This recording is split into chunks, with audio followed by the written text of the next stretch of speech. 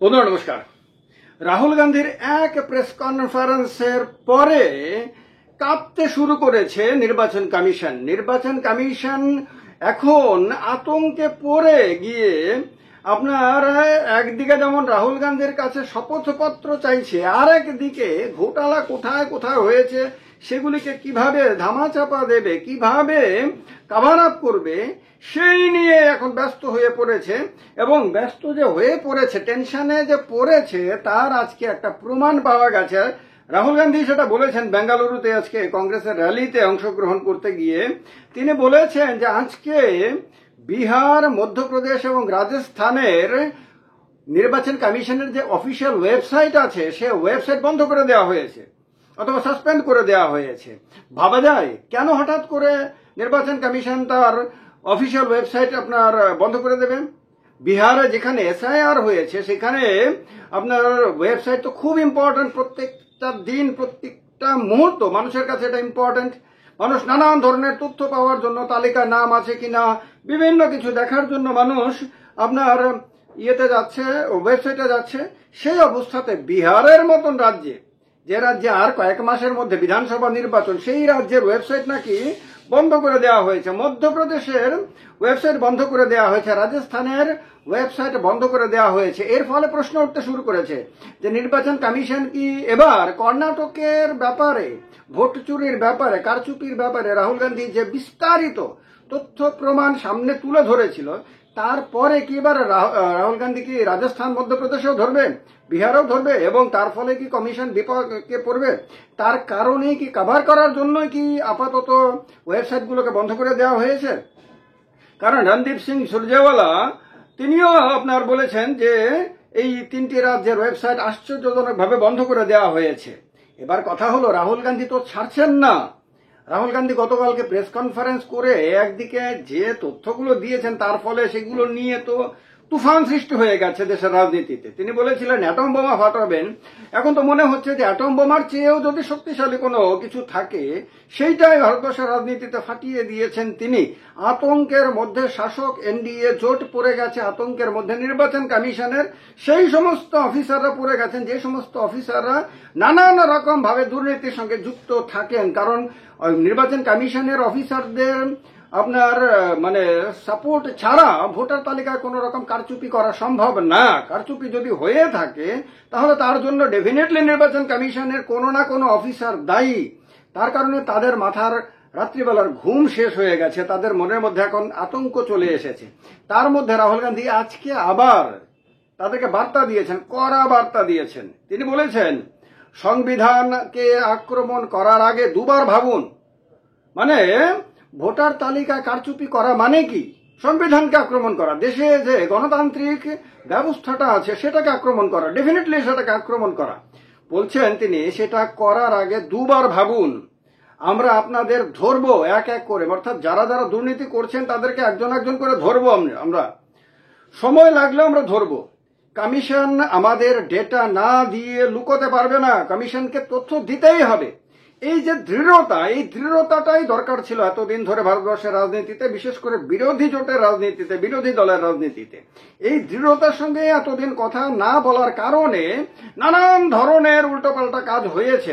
এবার এই দৃঢ়তাটা যখন রাহুল গান্ধী দেখিয়েছেন, তখন তাদের পেটের মধ্যে মোচড় ডেফিনেটলি দিয়েছে। তারা বুঝতে পারছেন যে এবার অন্ততপক্ষে নিস্তার নাই।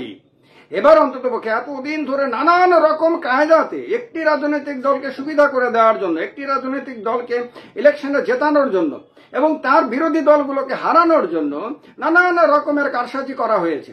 এই সমস্ত কারসাজিগুলো একটার পর একটা দেশের মানুষ ধরে ফেলছে, বিরোধী রাজনৈতিক দলগুলো ধরে ফেলছে। ধরে ফেলার ফলে যেটা যখন ধরা পড়ে যাচ্ছে, তখন সেই চুরিটা বন্ধ হয়ে যাচ্ছে। নতুন আরেকটা ফন্দি ফিকির করে নতুন আরেকটা চুরির পদ্ধতি আবিষ্কার করা হচ্ছে। এইরকম ভাবে তবে যতগুলো এই পর্যন্ত ধরা পড়েছে, এগুলো আগামী দিনে তারা করতে পারবে না বোঝা যাচ্ছে। তো রাহুল গান্ধী বলেছেন যে গতকাল আমরা কমিশন এবং বিজেপির ভোট চুরির 100% প্রমাণ দিয়েছি। আজকে তিনি বলেছেন 100% প্রমাণ দিয়েছেন। এবার নির্বাচন কমিশন গতকালকেই বলেছিল যে রাহুল গান্ধী যাতে শপথ করে আপনার এই তথ্যগুলো দেন। আজকে তিনি বলেছেন যে আমি তো কমিশন আমাকে শপথ নিতে বলেছে, অথচ আমি তো সংসদের ভেতরে সংবিধানকে হাতে নিয়ে আমি সংবিধানের নামে শপথ করেছি। ডেফিনেটলি তিনি একজন মানে এমপি, লোকসভার সাংসদ, তিনি লোকসভার সাংসদ হিসেবে তো তাকে সংবিধানের নামে শপথ নিতে হয়েছে লোকসভার ভেতরে, ডেফিনেটলি। তাছাড়া তিনি দেশের বিরোধী দলনেতা, দেশের ক্যাবিনেট র্যাঙ্কের পোস্ট, সাংবিধানিক পোস্ট, সেই পোস্টে থাকা ব্যক্তি কি এতটা নির্বোধ, এতটা বুদ্ধিহীন, এতটা বোকা, এতটা অশিক্ষিত যে এই ব্যক্তি দেশের মানুষের সামনে এসে ডকুমেন্ট দেখিয়ে দেখিয়ে বলবেন যে দেখুন অমুকের নাম এই, তার ভোটার তালিকা, তার নাম্বার অত, তার আপনার কি বলে মানে বিধানসভা কেন্দ্র এটা, লোকসভা কেন্দ্র এটা, তার বাবার নাম এই, তার বয়স অত, এবং তার এই এই জায়গাতে তার ভোট আছে। এরকম ভাবে কি খুব বোকা না হলে, পৃথিবীর সবচেয়ে বোকা না হলে কেউ কি বলবে এরকম ভাবে? তিনি কি জানেন না এটা, যে এই তথ্যগুলো যদি ভুল তিনি বলে থাকেন, এগুলো যদি মন গড়া যদি বলে থাকেন, তাহলে তার বিরুদ্ধে নির্বাচন কমিশন মামলা করতে 1 সেকেন্ড দেরি করবে না। নির্বাচন কমিশন তাকে আদালতে নিয়ে যাবে এবং প্রমাণ করে ছাড়বে যে তিনি মিথ্যে কথা বলে দেশের মানুষকে বিভ্রান্ত করছেন, দেশের গণতান্ত্রিক কাঠামোকে তিনি চ্যালেঞ্জ করছেন। তার বিরুদ্ধে তখন এই অভিযোগগুলো চলে আসবে, এবং তার বিরুদ্ধে অভিযোগগুলো যদি আপনার প্রমাণিত হয়, তাহলে রাহুল গান্ধীকে শাস্তি পেতে হবে, তাকে তখন জেলে যেতে হবে, হয়তো নানান রকম ভাবে তার তো রাজনীতিটাই হয়তো শেষ হয়ে যাবে, সাধারণ মানুষের কাছে তার গুরুত্ব 0 হয়ে যাবে।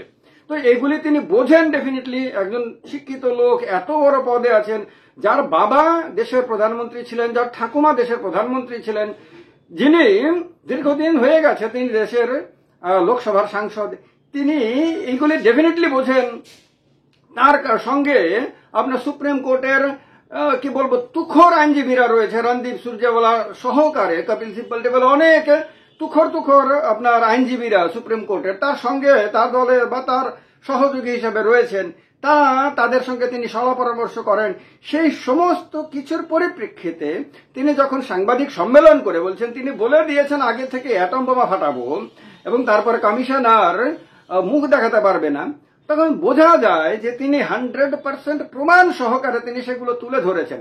সুতরাং ইলেকশন কমিশনের কাছে সহজ রাস্তা হলো তার ভোটার তালিকা দেখে নেওয়া, যে তিনি যে আপনার বিধানসভা কেন্দ্রের কথা বলেছেন আপনার কর্ণাটকে, সেখানকার সেই তালিকাটা বের করে সেই নাম্বারগুলো, তিনি তো নাম্বারও দেখিয়ে দিয়েছেন, সেই নাম্বার অনুযায়ী দেখে নিলে হয় যে এই ব্যক্তির নামে অত অত নাম্বারের নামটা আছে কিনা, এই ব্যক্তির নাম অত নাম্বার বুথে আছে কিনা, এই সমস্ত ঘোটালাগুলো ঠিক আছে কিনা, অভিযোগগুলো ঠিক আছে কিনা, খুব সহজে ইলেকশন কমিশন সেগুলো দেখে নিতে পারে, দেখে নিয়ে বলে দিতে পারে যে হ্যাঁ এগুলো ভুল হয়েছে, আমরা এগুলোকে সংশোধন করব এবং নেক্সট টাইম যাতে এই ধরনের ভুল না হয় আমরা সেটা নিশ্চিত করব। আর যদি দেখে যে না এগুলো ভুল নাই, এগুলি তো ভাই এই জায়গাতে এরকম কোনো নাম নাই যে নামগুলো রাহুল গান্ধী বলেছেন, তাহলে বলে দিতেই পারে যে না এরকম তো কোনো নাম পাইনি আমরা, সুতরাং এগুলি উনি মন করা বলেছেন, সুতরাং তার বিরুদ্ধে আইনি ব্যবস্থা নেওয়া উচিত। এটা না করে ইলেকশন কমিশন এবার কি করছে, মধ্যপ্রদেশ, রাজস্থান এবং বিহারের আপনার কি বলে ওয়েবসাইট, সেখানকার সেগুলো নাকি বন্ধ করে দিয়েছে। রাহুল গান্ধী বলেছেন, সুরজেওয়ালা বলেছেন।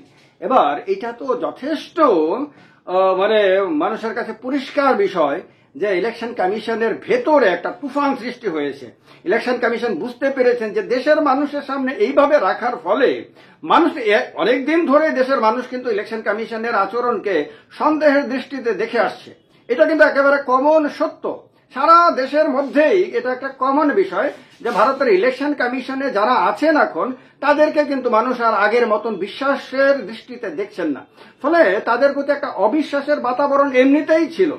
সেই অবস্থাতে যখন গতকালকে একেবারে তথ্য প্রমাণ দেশের বিরোধী দলনেতা, এটা খেয়াল রাখতে হবে, লোকসভার বিরোধী দলনেতা, সাংবিধানিক পদে থাকা ব্যক্তি মিডিয়ার সামনে, দেশের মানুষের সামনে যখন তুলে ধরেছেন, তখন নির্বাচন কমিশন সম্বন্ধে সাধারণ মানুষ পরিষ্কারভাবে বুঝে গেছে যে তাহলে এই বড় ধরনের ঘোটালার তাহলে তারা যুক্ত, এবং তারা কোন একটি রাজনৈতিক দলের জন্য সত্যি সত্যি দৈনিক লেবার মানে ডেইলি লেবারের মতন খাটছে, এরকম ভাবে একটা ধারণা দেশের মানুষের মধ্যে কিন্তু তাহলে চলে আসছে।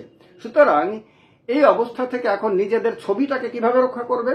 রক্ষা করার জন্য এখন প্রথম কি করেছে যে এই রাজ্যগুলোর ওয়েবসাইটগুলোকে বন্ধ করে দিয়ে, যেরকমটা রাহুল গান্ধী বলেছেন, এবার পেছনে দরজা দিয়ে গিয়ে, পেছনের ঘরে গিয়ে সেগুলিকে ধামাচাপা দেওয়ার জন্য কোনো না কোনো ফন্দি ফিকির করছে।